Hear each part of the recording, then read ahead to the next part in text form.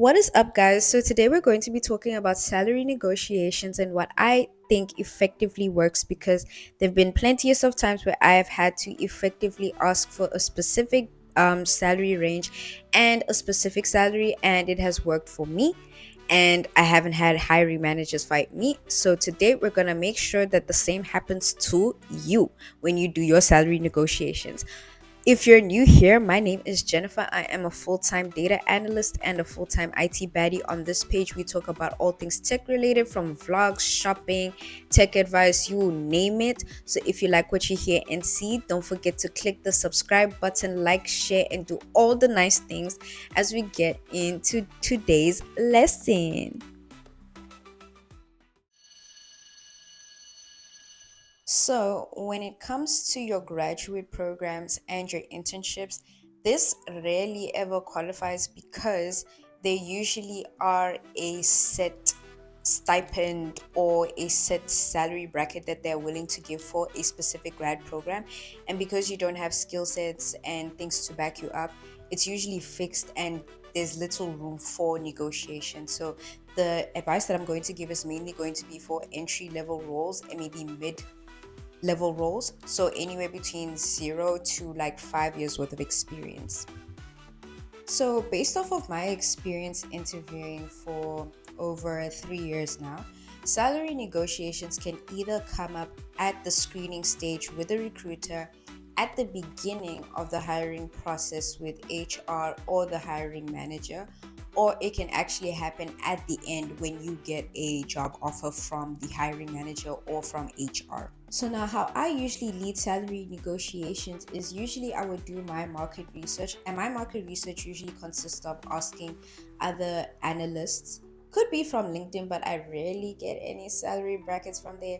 Sometimes my coworkers, and also on PayScale, Glassdoor, and sometimes Indeed for appropriate salary brackets so that I can see what to expect for specific roles, whether it's junior or mid level roles. So I have found PayScale to be the most accurate, but also bear in mind that you should not be looking at the banking salaries. So if you are, for example, looking for a data analyst salary to see on average what a data analyst would make, try to avoid the banking salaries because they kind of out earn most of the industry. So if you go into salary negotiations with those expectations, they might say that you're out of budget and they might, you might be disappointed. Also, side note, there's nothing to fear if a recruiter doesn't initially accept your specific bracket. For example, let's say you want a junior role between 20 to 25,000 and a recruiter says the only thing that they can give you is probably 15,000. If you do accept the interview, from my experience with the hiring manager anyway, and you still pitch that 20 to 25,000, so long as you're able to show justify why you basically should be asking for that specific salary bracket, a lot of hiring managers will extend the budget or will listen to what you have to say. So it shouldn't be a train smash if a recruiter is saying something different, because once you get to the hiring manager and you show them why you're a good fit for this specific role, they'll be happy to give you your salary range as long as it's realistic. The second thing that I do is actually to look for any skill sets that make me stand out, or anything that I do that makes me stand out from other candidates. And that's where my accredited certification glazing comes in.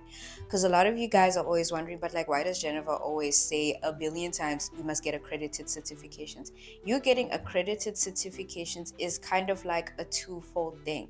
So number one, you getting accredited certifications is able to show to a hiring manager that you at least have the theoretical skills needed for the specific job, and it will take you a lot less time to actually learn specific things or to train. Another thing, it actually shows initiative that you're always willing to learn, a skill that is needed in the tech space. And especially when it comes to salary negotiations, you already showing initiative as part of like you upskilling, and all of that is going to be part of your KPI. So if you're able to show them that, okay, you have that standard, then yeah, like you're more likely to impress a hiring manager, and they're more likely to want to accept your salary negotiations at the upper end of a salary range. But not to fear, if the only thing that you have are just like courses from like Coursera, Data Camp, even YouTube, you can actually also mention that in your salary negotiations as part of you upskilling yourself, because a lot of candidates that actually only apply hoping that the company will train them, which is valid. It's valid, don't get me wrong. But if you put it a step further and say that I'm already taking the initiative to train myself, you can always put yourself forth for better salary negotiations, because it makes you look better than other candidates actually. The reason why I bring up the previous points is because a lot of hiring managers are more so interested in what value you can bring to a company, whether your salary demands are not unrealistic, they align with the market salary for other data analysts within the broader industry, and they're more specifically willing to take a chance on candidates that have a willingness to learn. Because, like I mentioned, that in the tech space, it is very imperative that you need to learn as much as possible. So, if you show initiative, show that you're going to be able to provide value into the company with the skills that you've learned, even if it's theoretical, a lot of hiring managers love to hear that, and they are more willing to hear you out in salary negotiations. And a simple salary pitch can go as follows, given all the other information that we have just learned. So you can always write an email to the hiring manager basically stating, hey, based off of my market research and the skills that I have accumulated from said courses and the accredited certifications that I have, I do believe that I will be a valuable asset to the company. Not only that, but I do believe that I'll be able to pass down knowledge to a lot of other data analysts or whichever team that you're working for. And as a result, I would like for us to negotiate if the salary cannot be between 20 to 25,000 as opposed to maybe 15 to 20,000.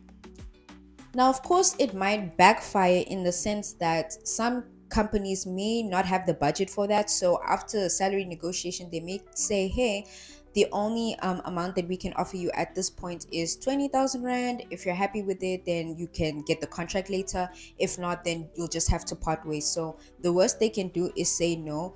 And more often than not, they won't rescind the contract or they won't rescind their offer. They will just, hope to negotiate, for example. So it's not the end of the world if you end up negotiating. And of course, as you gain more experience within the tech space, and if you're in mid level like myself, it's always important that whichever company that you're in, that you put yourself in major projects. For example, I've been a part of report migrations. So essentially meaning that like if a company was using Excel and their reports were running slowly, I would be a part of probably suggesting better systems like using Power BI. And if those systems were used, then I would actually help with moving all those reports from Excel to Power BI, and maybe even training junior data analysts, which is effectively something that can add a lot of value to a next company, which is what a lot of hiring managers are looking for. So if you add that as part of the pitch that you've been a part of major projects, they are more likely to want to accept your salary negotiations because they wouldn't want to lose a good candidate. But this is for more senior and mid-level roles.